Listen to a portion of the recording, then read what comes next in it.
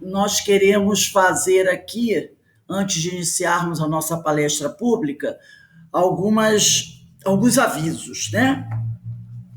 O primeiro aviso que nós vamos passar para vocês é do nosso Setembro Verde.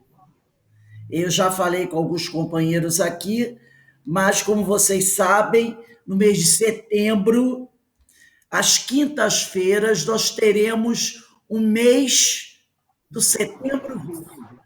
Então, nas quintas-feiras, nós teremos, no mês de setembro, 5 semanas, 5 quintas-feiras. E cada uma delas vai ser destinada a uma palestra, a um tema voltado para a sustentabilidade. Então, dia 2, dia 9, dia 16, dia 23 e dia 30 de setembro. Eu mandei para vocês o PDF com os temas, tá? Nós vamos falar da sustentabilidade, o espírito, sobre o consumo sustentável, sobre alimentação, sobre desmatamento, sobre o reuso da água. Então, nas quintas-feiras, o horário vai ser diferente, agora em setembro. Vai iniciar às 19h30. As palestras depois de outubro voltam para 19h40. Mas em setembro, esse Setembro Verde, todas as quintas-feiras, às 19h30, um tema voltado para a sustentabilidade. Esse é o nosso primeiro aviso. E o segundo é que o nosso estudo às quintas-feiras do livro A Gênese está acabando, né? No mais tardar, a gente acredita que até dia 2 de setembro termine. Nós temos mais uma semana, se não der para terminar dia 26, a gente termina dia 2. E assim que nós terminarmos de estudar a Gênese, nesse horário da quinta-feira, às 17 horas, nós vamos fazer o estudo desta obra aqui, ó. Diversidade dos Carismas, de Hermínio de Miranda. Essa obra ela é em 2 volumes, volume 1 e volume 2. É uma obra que eu acredito muito pouco estudada. A obra mais famosa de Hermínio estudada é Diálogo com as Sombras, que esse ano está comemorando 50 anos. Mas nós vamos começar estudando essa obra aqui, volume 1 do livro Diversidade dos Carismas, tá bom? Inclusive, eu mandei o PDF para vocês dessa obra. E no PDF você tem o volume 1 e volume 2, em sequência. Então, está tudo no PDF, só os 2 volumes. Então, quem quiser estudar conosco o livro Diversidade dos Carismas, em setembro, nós ainda vamos estabelecer a data, deve ser lá pelo dia 9 ou dia 16, nós vamos começar a estudar essa obra todas as quintas-feiras, às 17 horas. Então, antes de iniciarmos a nossa palestra, já demos os nossos avisos, vamos fazer a leitura desse livro, Episódios Diários, tá? É o livro de Divaldo Pereira Franco, pelo espírito Joana de Ângeles. E o tema é Busca Incessante. Uma das formas de ser feliz é buscar a verdade, sempre, não estacionando no já conseguido e seguindo além. Não tenhas, porém, a pretensão de obrigar os outros a aceitarem o que hajas conquistado. As criaturas estacionam e progridem em faixas de valores diferentes, não podendo ser padronizadas mediante a mesma escala. Além disso, a verdade absoluta não será conseguida pelo homem finito. Assim, ela se apresenta com matizes variados, que atendem aos diversos graus da evolução humana, sem imposições constrangedoras. Conquista sem humilhar, submete sem ferir, domina, libertando. Quem a encontra modifica-se inteiramente, alterando para melhor o padrão do comportamento. Livre com ela, faz-se mais sábio, paciente, apaziguado e feliz. Como não gostas que te cerceiem a faculdade de pensar e eleger o que te parece melhor, não te imponhas nem as tuas aquisições intelecto-morais a ninguém. Através do exemplo, leciona a verdade, nunca revidando mal por mal, desculpando a ignorância e olvidando toda ofensa. Com uma visão mais clara e perfeita da vida, entendes melhor os homens e suas debilidades, sendo paciente com eles e conquistando-os para o clima de bem-estar que desfrutas. O sábio não é aquele que conhece, mas quem aplica o conhecimento na vivência diária. Então, é o escriba discípulo. A verdade é manifestação de Deus, que a pouco e pouco o homem penetra. Por isso ensinou Jesus que todos buscássemos a verdade, pois que ela, expressando o amor em plenitude, liberta e torna feliz o ser. Então, nesse momento, vamos elevar o nosso pensamento ao alto, agradecendo a Deus, agradecendo a Jesus, aos amigos espirituais, a oportunidade que todos temos de nos encontrarmos aqui como uma grande família, mesmo estando no formato virtual, para estudarmos, refletirmos sobre esse evangelho abençoado do Senhor Jesus. Rogamos ao Pai que abençoe, proteja, console todos aqueles nossos irmãos que nesse momento possam estar passando por alguma dificuldade, por algum sofrimento, por alguma agonia. E também te pedimos, Senhor, que abençoe, console, esclareça todos os nossos irmãos que estejam desencarnando, não importa onde eles estejam.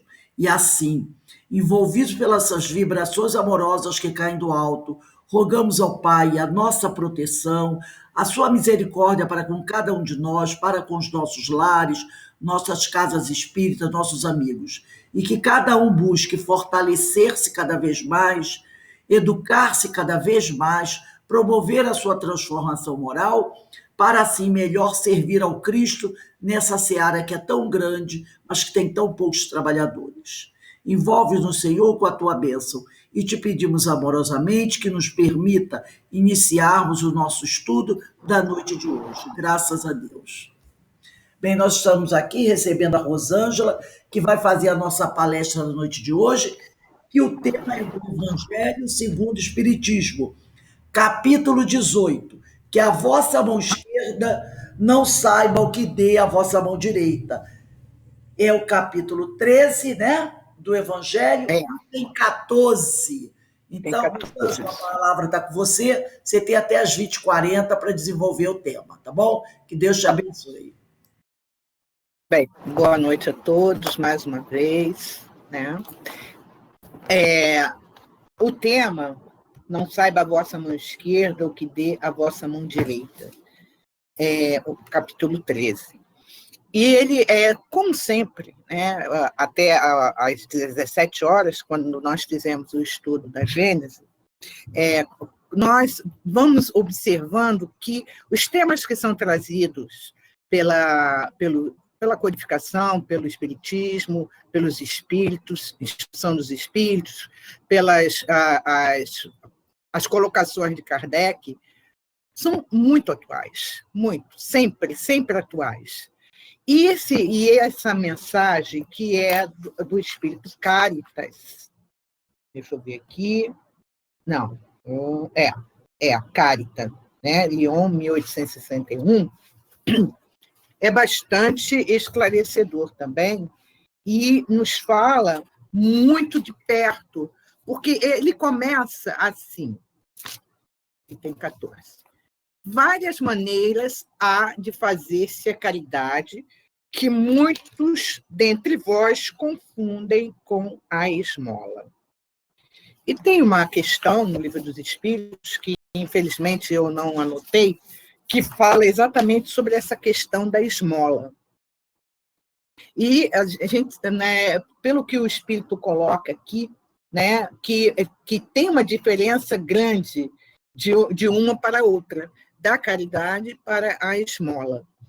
E observamos que, muitas vezes, até não ainda entrando no tema, mas fazendo uma reflexão fora dele, né, muitas vezes acontece de nós estarmos em situações a qual a gente pergunta assim, ai, meu Deus, mas será que será que se eu der essa esmola, essa pessoa não vai permanecer no erro?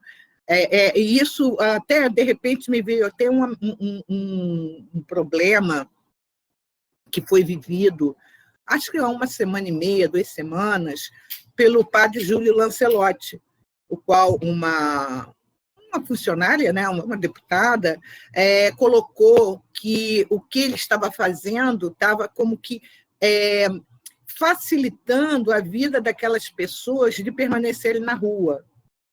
Como se permanecer na rua... não é todo mundo que quer, não. Tem situações e situações.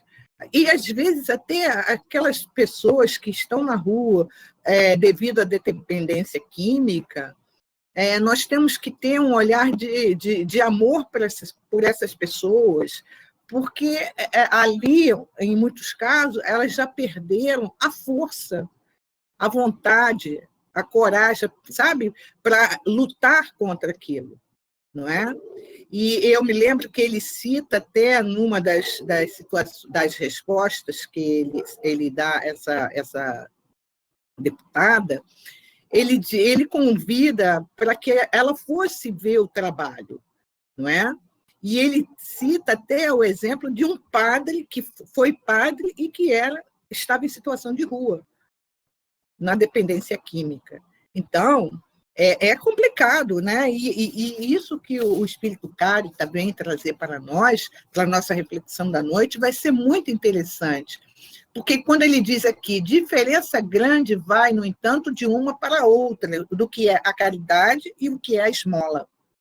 A esmola, meus amigos, é algumas vezes útil. Eu achei legal quando ele coloca isso aqui, desculpa até usar esse termo, né? Quando ele diz, às vezes é útil. E às vezes a gente vê pessoas que estão em situação de fome, e você, na hora, você fala assim, vou ajudar. Tem momentos que não tem como. É uma esmola? Pode ser aquela esmola. Né? E aquela esmola, às vezes, principalmente se alguém está em situação de fome, é difícil. Né? Você não tem nem como chegar e ficar assim, mas se eu der a esmola a ele, aí ele vai ficar na rua, vai se acostumar. Nossa, que isso? Quem disse isso? Há situações em que a pessoa não tem outra saída. Sabe? Aqui, aí ele diz assim, o Espírito Carta diz, porque dá alívio aos pobres, mas é quase sempre humilhante tanto para o que dá como para o que recebe. Aí a gente para e vamos refletir no que ele está falando aqui, que é humilhante tanto para quem dá como para quem recebe. Principalmente se a gente já começa a ter um certo conhecimento e se nós nos colocarmos no lugar de quem vai receber. Como seria mesmo? Como é que isso funciona dentro da gente? Eu, apesar de estar fazendo aquele esforço, assim, tipo, vou emagrecer e tal, mas eu adoro um pastel com caldo de cana, gente, e não tem como eu não ir na taquara e não comer um pastel com caldo de cana, não tem como. Aí um rapaz chegou e falou assim, tia, me chamou de tia, né? Aí eu já falei, puxa vida, já estou velha mesmo, né? Dá para a senhora pagar um pastel para mim? Eu falei, dá, claro, né? Se eu estou comendo, vamos lá, vai lá, sabe? E o mais interessante que, não fiquei olhando, mas às vezes você olha, a satisfação e a fome, ele estava com fome. Ele estava com fome, sabe? Quer dizer, então, como ele diz aqui, que muitas vezes pode acontecer isso. Será que ele estava com tanta coragem de chegar e pedir? A gente para e fala, será que ele estaria com essa coragem? Ou a situação que ele estava era tão necessitada, de tanta necessidade? Às vezes não acontece com a gente, quando a gente quer pedir uma coisa a alguém, a gente fica sem graça, fica sem dedo, aí a gente vai, dá a volta, não sei o quê. Nós sentimos isso, imaginemos aquele que precisa. Aquele que precisa. né? Então, e o mais interessante é que, às vezes, pensamos assim, eu dei uma esmola ali para aquele pobre coitado ali, tá precisando, e eu dei. Mas, às vezes, a gente fala assim de uma forma como um desdém. E, geralmente, os espíritos dizem isso. Quando alguém vem te pedir alguma coisa, não é à toa. É incrível. Às vezes deve ter uns 20 junto ali, tomando todo mundo aglomerado, comendo pastel e tomando caldo de cana. Depois dos 20, o cara vem exatamente em você. Por que será? Será que porque ele viu ali a sua auréola brilhando? Ou alguma coisa vai falar assim, é comigo? Tem pessoas que... Uma vez eu escutei uma amiga falando para mim isso, né? Ela falou que é incrível.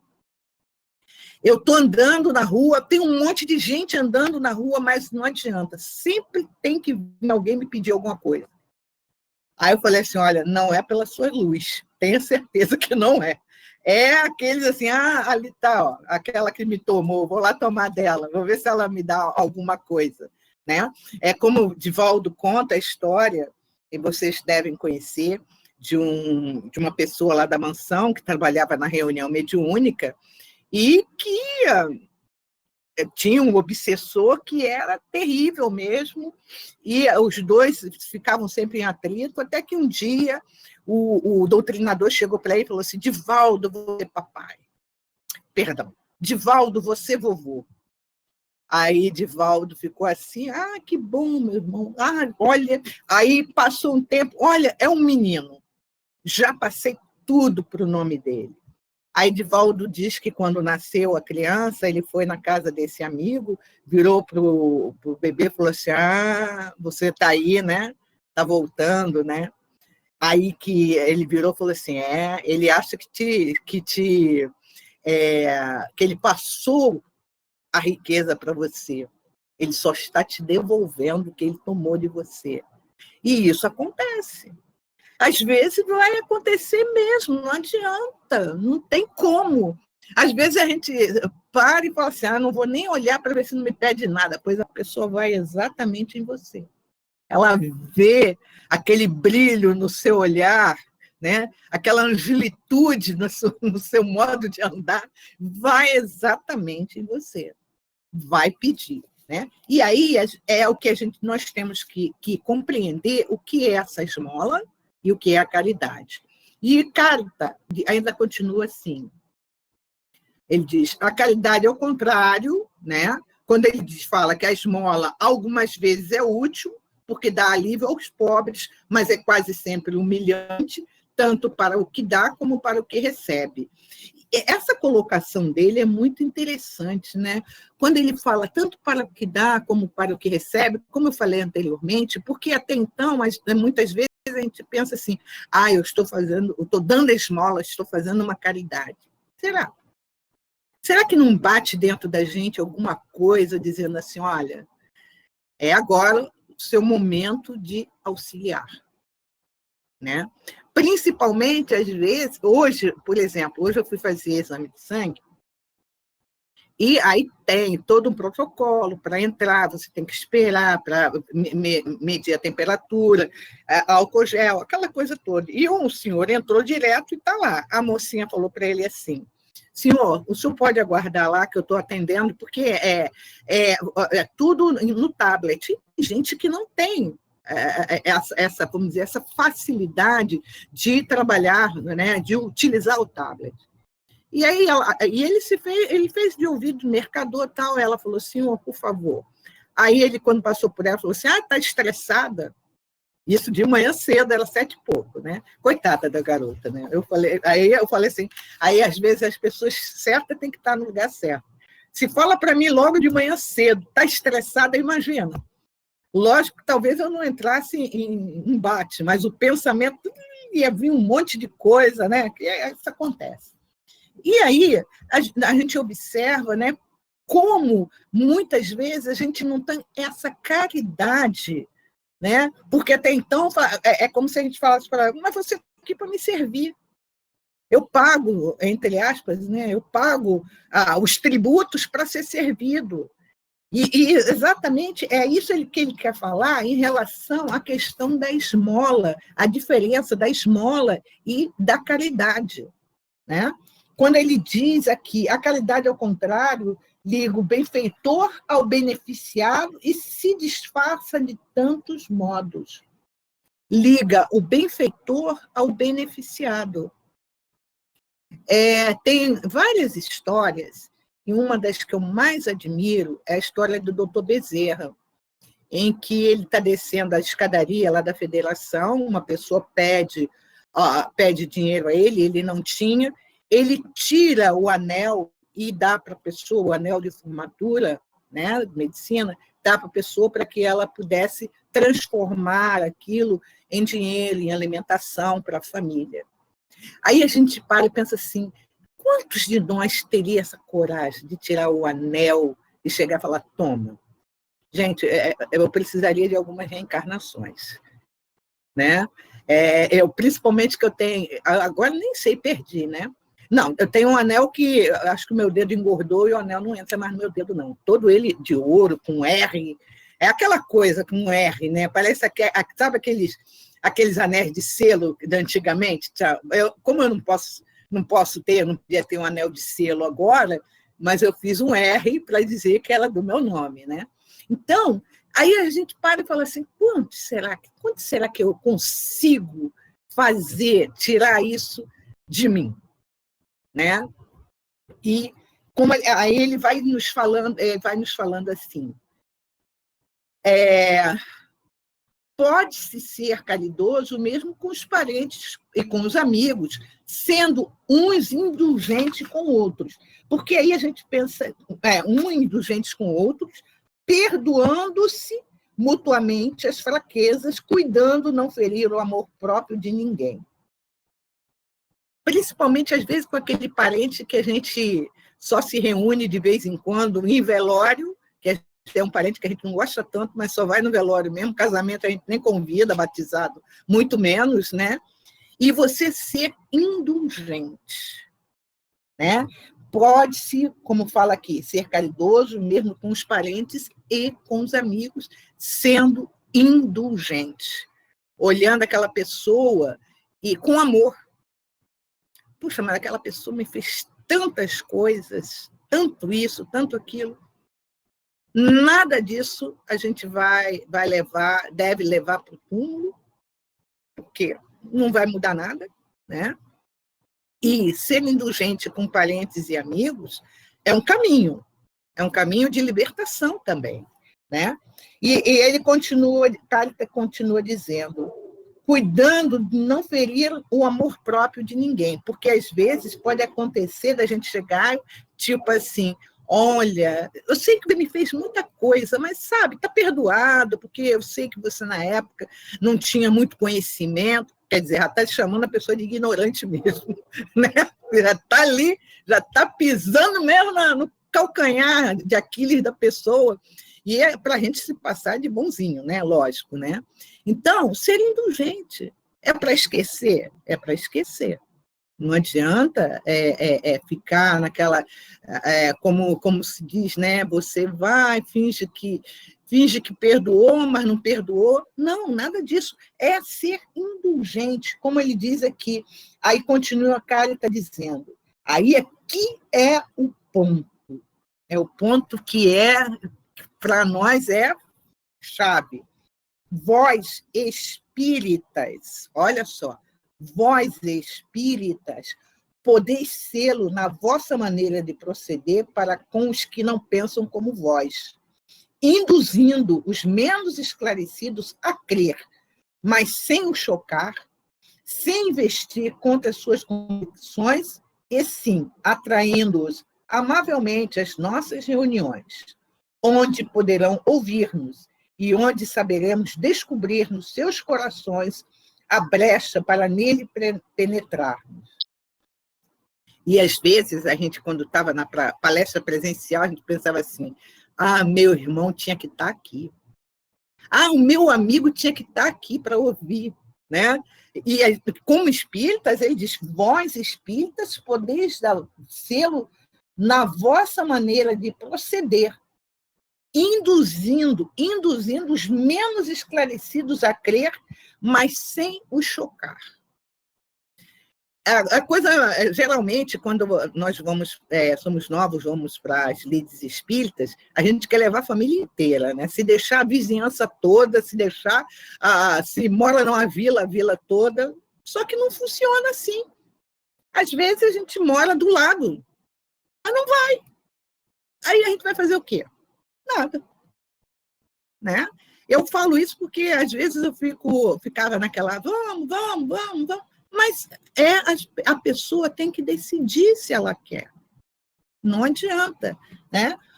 Como ele diz, e outra coisa que Carita diz aqui, que é muito interessante, que ele fala assim, atraindo-os amavelmente às nossas reuniões, onde poderão ouvir-nos e onde saberemos descobrir nos seus corações a brecha para nele penetrarmos. Olha só, o espírito Carita está dizendo que os espíritos querem que nós, espíritas, possamos atrair esses companheiros, mas a brecha para que os espíritos, saibam por onde penetrar, a brecha que eles vão penetrar nos corações. Não é a gente. Nós somos os facilitadores. E vai ser através das nossas atitudes. E, geralmente, a gente acha que é a gente que vai penetrar no coração do outro e vai falar com ele, vamos, meu irmão, não sei o quê. Nada disso. Nada disso. Às vezes, uma reunião doutrinária, uma reunião de estudos, tudo isso que nós, naquele momento, nós somos intuídos, às vezes pelo amigo espiritual, fala isso, fala aquilo. Quantas vezes acontece, e acontece com muitos de nós, a gente está fazendo um estudo ou uma reunião doutrinária, e às vezes vem uma palavra que você depois para e fala, por que eu falei aquela palavra? Por que eu falei sobre aquela reflexão? Nós somos esses intermediários. E Carita deixa claro, para onde saberemos descobrir nos seus corações a brecha para nele penetrarmos. Nós temos a responsabilidade de levarmos, mas a espiritualidade é que vai encontrar a brecha para chegar naquele ponto, naquele coração. Porque, às vezes, a gente quer chegar nesse coração, mas pelos nossos meios. Tem que ser do meu jeito. Tem que ser, será que você não sabe? Você não presta atenção? Olha quanta coisa acontecendo à sua volta, não é possível, não sei o quê. E aí a gente faz aquela ladainha, fala um monte de coisa, e muitas vezes não é por aí. E ao invés de nós atrairmos, nós o quê? Expulsamos. A pessoa não vai. Né? Então, é isso que os espíritos colocam. Eis aí um dos aspectos da caridade. A caridade de nós levarmos, né, ou de atrairmos esse companheiro ou a companheira para, vamos dizer, para os nossos estudos, para as nossas reuniões doutrinárias, para a nossa conversação, até numa conversação sadia, numa conversação na qual nós vamos colocar para aquele companheiro a importância, até que seja, não é só a importância da doutrina espírita, que ela é importante, mas a importância maior que é do Evangelho, de confortar, de consolar, de esclarecer. Aí, ele continua aqui. Escutai agora o que é a caridade para com os pobres, os deserdados deste mundo, mas recompensados de Deus, se aceitam sem queixume as suas misérias, o que de vós depender. Far-me-ei compreender por um exemplo. Tá? Então, ele está nos chamando, espírita, escutai o que é a caridade para com os pobres e com os deserdados deste mundo, mas recompensados por Deus. Bem-aventurados os aflitos, bem-aventurados que são mansos e pacíficos, santos, que serão bem-aventurados, todas aquelas bem-aventuranças que Jesus traz para nós, que é o conforto e o consolo, né?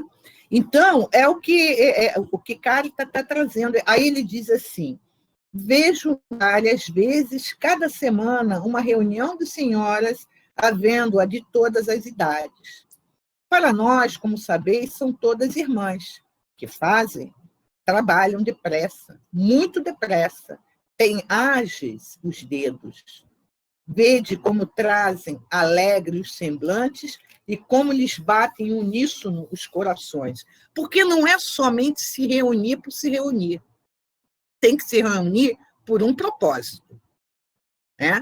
Mesmo assim, por exemplo, como ele está colocando aqui o exemplo dessas senhoras, porque vai vir o inverno, a mesma coisa, às vezes, acontece da reunião para ser feita para fazer casaquinho, roupinha, seja o que for.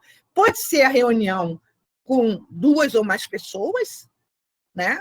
Ou pode ser a reunião de um grupo, mas qual é a intenção? Qual é o propósito? Por que estamos reunidas? Ou, melhor, para que estamos reunidas? O que passa na nossa cabeça ao fazer um trabalho desse? Né? Seja ele um trabalho de costura, seja ele um trabalho de estudo em grupo, seja ele um trabalho, qualquer trabalho social em que há uma equipe ali a se reunir, qual o propósito? Porque se nós não tivermos um propósito definido, por que estarmos juntas? É porque eu tenho tanta pena, mas eu tenho tanta pena dessas mães novas que eu estou ali para... Não, quem é que gosta de se sentir assim, que o outro tem pena? Eu tenho tanta pena da Denise que eu... Não, ela não quer pena. Ninguém quer pena. Ninguém quer pena. Agora, por quê? Para quê? Qual o propósito dessa reunião? Qual o propósito, como ele vai dizer aqui, essas várias, né, essas senhoras que várias semanas se reúnem? Ele diz assim: vede como trazem alegres os semblantes e como lhes batem uníssonos os corações. Porque isso é importante. E também não pode ser uma reunião em que você vai, vamos dizer, voltando a falar das grávidas. Mas essas jovens de hoje em dia estão assim mesmo, né? Não tem, não é para isso. Qual o propósito? Por que eu estou reunida? Por que eu estou fazendo aquilo? Para que eu estou fazendo? Vai ajudar quem? Né? Aí continua aqui. Mas com que fim trabalham? É que vem aproximar-se o inverno, que está rude para os lares pobres.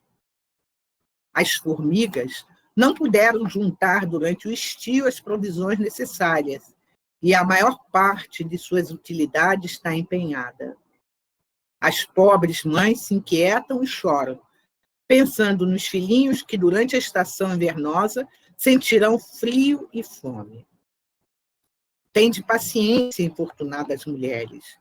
Deus inspirou a outras mais aquinhoadas do que vós. Elas se reuniram e estão confeccionando roupinhas. Às vezes eu paro e fico pensando, né? Por exemplo, Denise costura. Qual a satisfação que dá quando você está fazendo um trabalho que você sabe que vai ajudar alguém? É uma satisfação, não é aquela coisa assim, olha o que eu... Não, mas muitas vezes, eu acredito que aconteça com a Denise, quando eu fazia o sapatinho, né, para bebê, aquela coisa toda, às vezes a gente não tem como definir. É algo assim que a gente não tem como dizer. O sentimento é esse, não tem. Né? Eu fico lembrando alguns sapatinhos de bebês que eu fiz. Quantos pezinhos não aqueceram? Eu nem imagino quantos. Não tenho ideia. Né? Para pessoas idosas, sapatinho também não tenho. Né?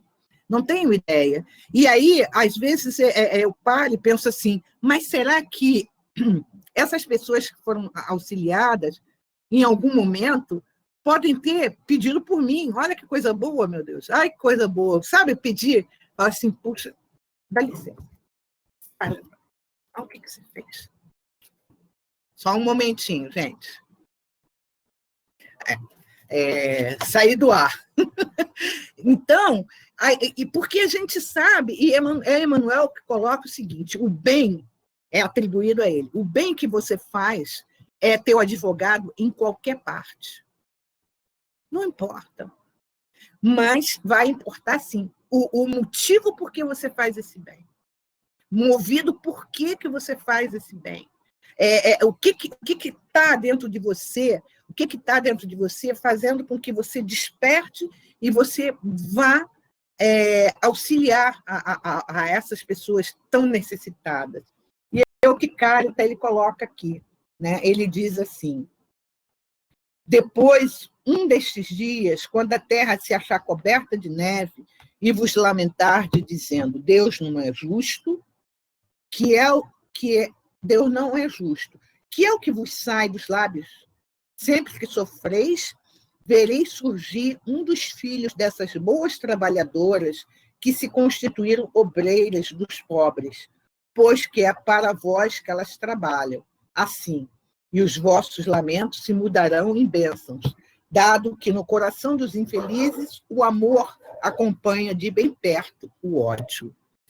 Eu acho que é a Condessa Paula que fazia esse tipo de trabalho, assim, que ela ia nas ruas, que ela ajudava, ela auxiliava. É a Condessa Paula, né? Tem até um depoimento, acho que no Céu e Inferno, sobre isso. Né? E acho que também tinha uma outra personalidade também, que ela se dedicava totalmente, eu não sei se é Isabel de Aragão, aos pobres. Ela vivia fazendo, e às vezes a gente para e fala assim, mas como uma pessoa nobre, né? Mas faz. Eu até agora estava tentando me lembrar uma história, se eu não me engano, é de Eunice Weaver, que ela, quando criança, ela viveu, acho que no Rio Grande do Sul, com a avó, alguma coisa assim, e ela conta, na história dela, que a avó tinha por hábito, todas as noites, fazia uma alimentação e botava junto de uma árvore, como se fosse um paninho, porque ali passavam muitos rancenianos. E ela acabou indo fazer um trabalho exatamente com filhos de rancenianos, no Acre. E a história de Eunice Weaver é maravilhosa. Quem não conhece, procura conhecer. Ela vai para o Acre, uma cidade lá do Acre, um interiorzão lá, e ela queria fazer um asilo para colocar as crianças filhas de rancenianos. Foi um escândalo, porque como fazer uma colônia, como se a rancenias pegasse no ar. Né? E tinha um capataz que ela começou a construir, o capataz ia lá e derrubava tudinho. Aí ela mandava construir, o capataz ia lá e derrubava tudinho. Aí um dia ela chegou para ele e falou assim, nós vamos fazer o seguinte, nós vamos descer o rio, acho que deve ser um dos afluentes do Rio Amazonas, ou alguma coisa assim. Se nós conseguirmos tantas crianças, passarmos tantos lugares, os ribeirinhos, onde tiver ranceniano crianças, tantas crianças, vamos botar assim, não sei, vou chutar, umas 50 crianças. Você vai deixar eu construir? Ele falou, vou, eu deixo. Mas não tem essas coisas aqui. E aí ela desce com ele no barco, né? E cada ribeirinho que casa, ela falava assim, pode ir lá dentro. Vamos lá dentro, tem criança. Chegava lá, os pais eram rancenianos, as crianças estavam lá. Foi. E ele, no futuro, ele ajudou ela a erguer esse asilo lá no interior não sei se é Cruzeiro, lá no Acre. Olha só.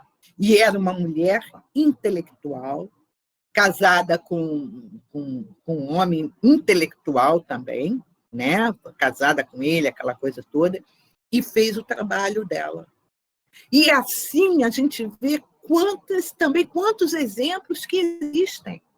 A Benedita Barbosa, se eu não me engano, era uma negra em São Paulo, que, segundo conta a história, foi quase que uma das fundadoras de um bairro de São Paulo, não sei se é Osasco, alguma coisa assim, uma dessas cidadezinhas, um desses bairros, né?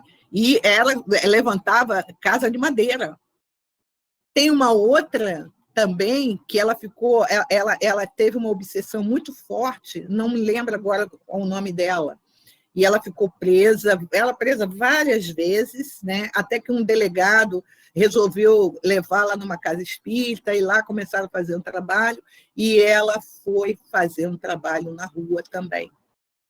Tem até um fato, nenhuma dessas, que eu não me recordo agora o nome, em que teve um chá de caridade e ela resolveu botar um casaco de pele que ela tinha achado em algum lugar, no lixo, alguma coisa. E quando ela chegou nesse bazar de caridade, né, ela toda, as pessoas já conheciam, ela toda de casaco de pele, aquela coisa, todo um calor daqueles, né? E aí as senhoras, muito incomodadas, como se achando, né? Como é que pode aquela coisa toda, até que o promotor do evento chegou para ela, eu acho que é Benedita Fernandes, se eu não me engano, falou para ela assim, as senhoras estão incomodadas porque a senhora está com um casaco de pele.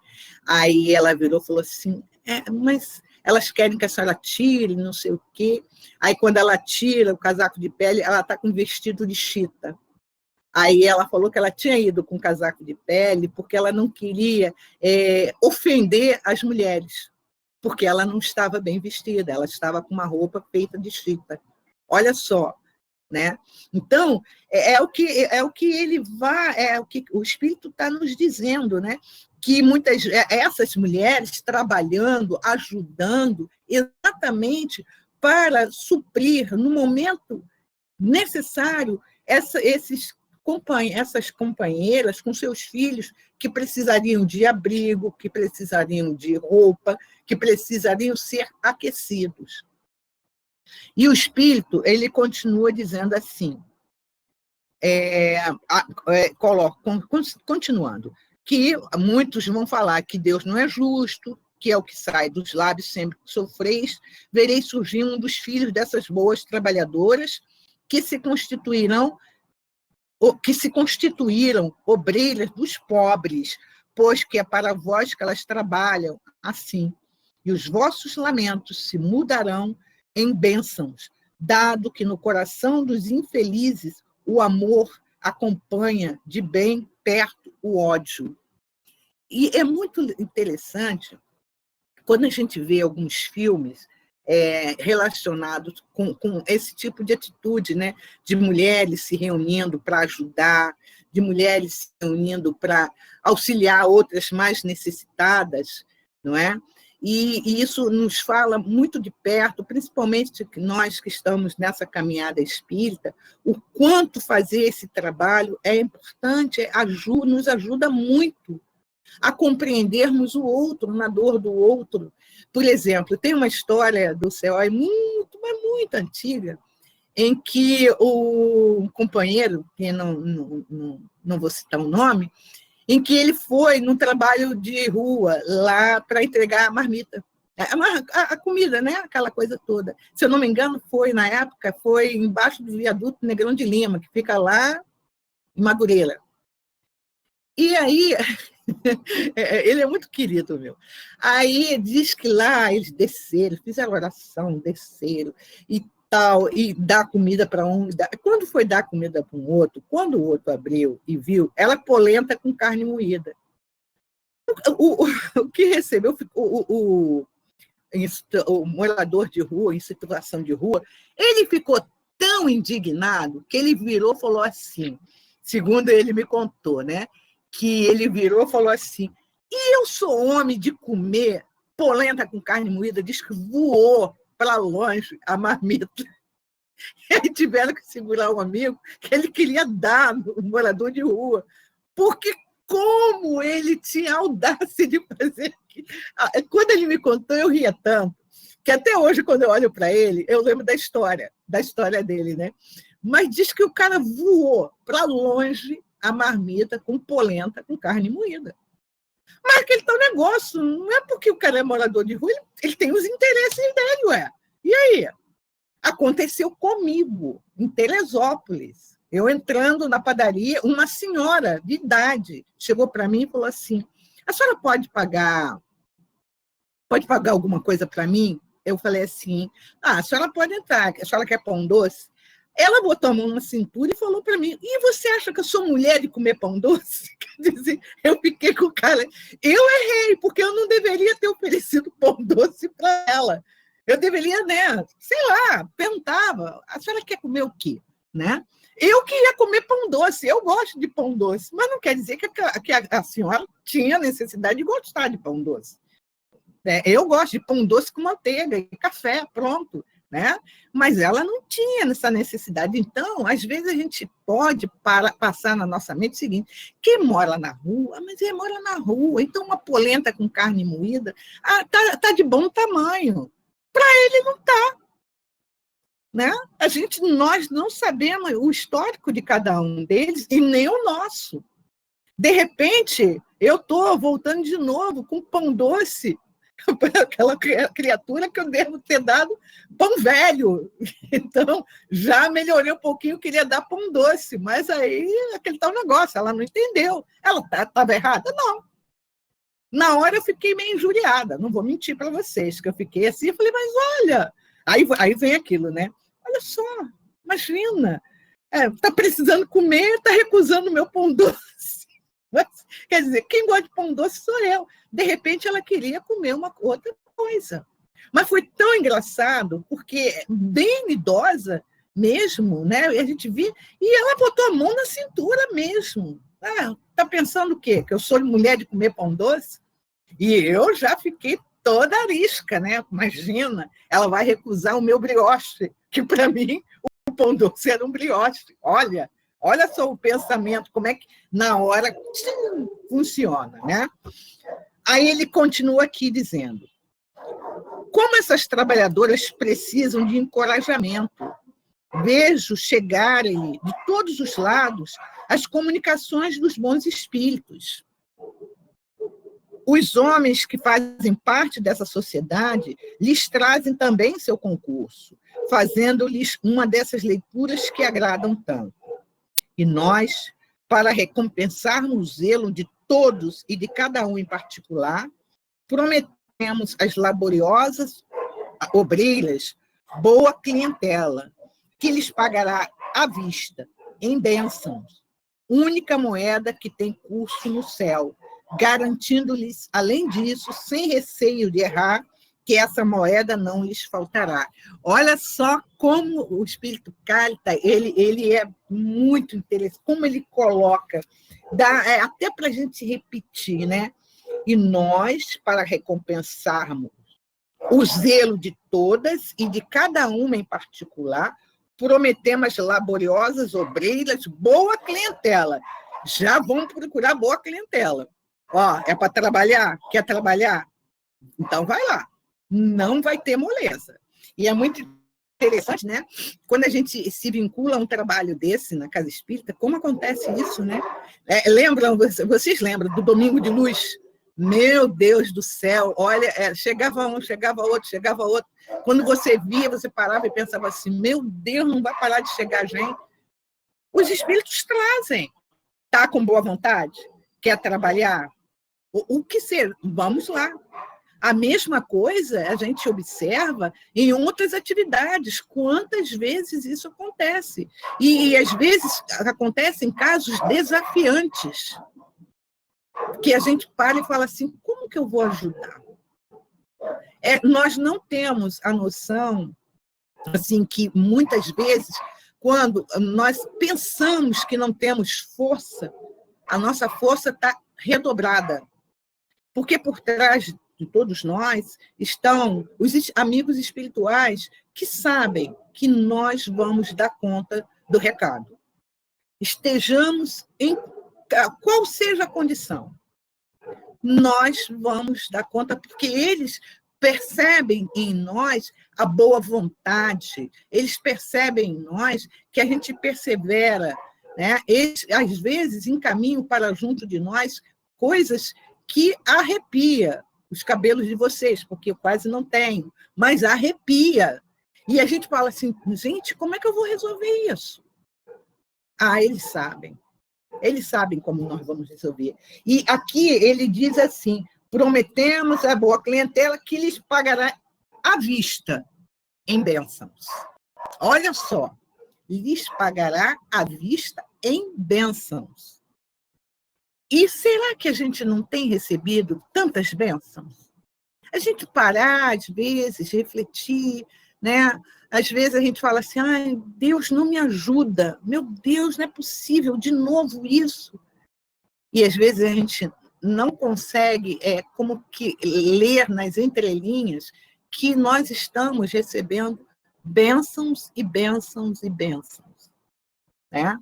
E isso acontece porque eu ainda faço isso, né? Eu falei, meu Pai eterno, não é possível. Só acontece comigo, como se 7 bilhões não adiantasse, né? Só Deus mirou só a mim. Só acontece comigo, não sei o quê. Mas não é que só acontece comigo. Dependendo da situação, sou eu que vou ter que resolver aquilo ali. Por algum motivo, eu não sei. Dentro das minhas forças, dentro daquilo que Deus confiou aos meus ombros. Ele não vai colocar fardo maior do que a gente não possa levar. Nunca. Ele não faz isso. A gente, às vezes, quer pegar o fardo do outro. Não, vou pegar o fardo do outro. Não faz. Não adianta. E, às vezes, a gente não leva nem o nosso, nem o do outro. Né? Então, Deus é justo, misericordioso, é bom. E como os Espíritos colocam aqui, o nosso pagamento é em bênçãos, à vista. Né? Aí eu fico pensando, mas à vista, mas olha, esse ano está sendo tão difícil, gente. Como é que isso é à vista? É à vista dos espíritos. Ué, a gente não sabe. Pode ser essa encarnação, não sei. Não sei como é que funciona do lado de lá à vista. Ele colocou à vista. De repente, eu sempre fico assim, não, à vista deve ser no outro dia, já vem. Que nada. Um ano depois, quando você já esqueceu, alguma coisa acontece muito boa e você fala assim, nossa, que coisa boa. Mas só que a gente esquece. Alguma coisa que foi feito, mas está sendo pago à vista. Né? Gente, eu agora fiquei pensando nisso mesmo, sabia? Essa questão da vista, né? Porque a gente... nós somos muito imediatistas. Então, será que Deus não vai resolver logo o meu problema agora? Vai. À vista, os espíritos, né? Não tem? Diz que por os espíritos um dia equivale a 100 anos, ou 1000 anos, e 1000 anos equivale a um dia. E é assim que funciona, é assim que o espírito cálido ele termina. E aí ele diz assim, a única moeda, que é bênção, então não adianta, né? Então a gente vai ter que começar a dar uma olhada no nosso caderninho, como é que estão as nossas bênçãos, tá? Garantindo-lhe, além disso, sem receio de errar, que essa moeda não lhes faltará. E aquilo, por isso que aquela frase que eu falei que é atribuída a Emmanuel, ele diz, o bem que você faz é teu advogado em qualquer parte. E isso é muito interessante, até para a gente fechar, que muitas vezes acontece o seguinte, eu faço bem a alguém, tá? Não conheço, não sei quem é, aquela coisa toda, e nós não podemos esquecer que o anjo de guarda, o amigo protetor, o amigo querido daquela pessoa que recebeu aquele bem, ela em algum momento vai me ajudar. Não é porque tem que ser, porque tem até, eu li algo sobre isso, muito interessante, em que uma pessoa que estava passando muita necessidade, né, e que ela foi ajudada, mas pelo um amigo espiritual de uma pessoa que ela beneficiou e que não tinha nenhuma ligação com ela. Então, a gente não sabe que quando a gente está fazendo bem a alguém, a gente está ajudando a esse espírito e esses espíritos vão nos auxiliar. Exemplo, só para fechar rapidinho, a história que Divaldo conta, que ele sofria uma obsessão muito grave, que ele não conseguia comer. e foi obsessor, tal, tal. Até que um dia, numa noite chuvosa, alguém chegou e falou: Divaldo, tem alguém batendo na porta e vem trazendo uma criança.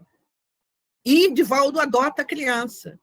E naquele dia o obsessor chegou para ele e falou assim: olha, a partir de hoje eu não te obsedio mais, porque você acolheu a minha mãe na sua casa. E aí? Né? Olha só, é uma explicação, é algo, como diz aqui, foi uma bênção que ele recebeu. E que ele fez sem saber que ele estava sendo beneficiado também. E nós? Quantos benefícios será que já não recebemos? Quanta ajuda? Quanto auxílio? A gente não tem ideia. Não tem ideia mesmo. Né? Então, vamos lá. É trabalhando, trabalhando e trabalhando. É isso aí que é o que é importante. Tá bom?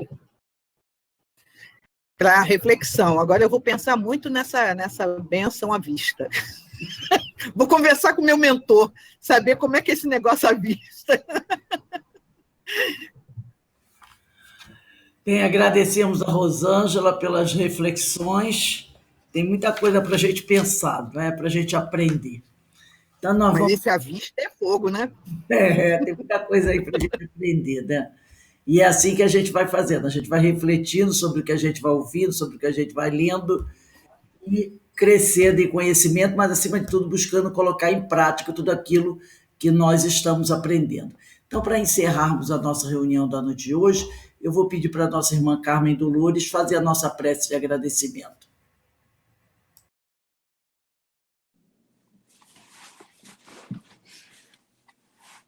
Pai de amor e bondade, de Jesus, querido irmão e amigo, e todos os amigos espirituais que conosco participam desta reunião.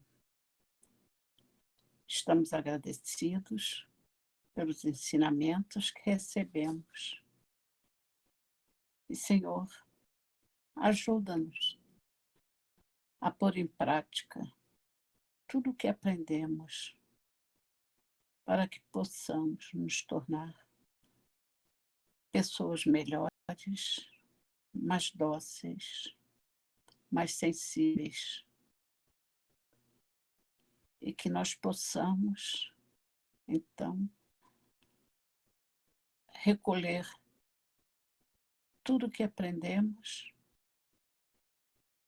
e começarmos a praticar. Que a sua paz, Senhor, e a sua luz nos envolva sempre. Que assim seja.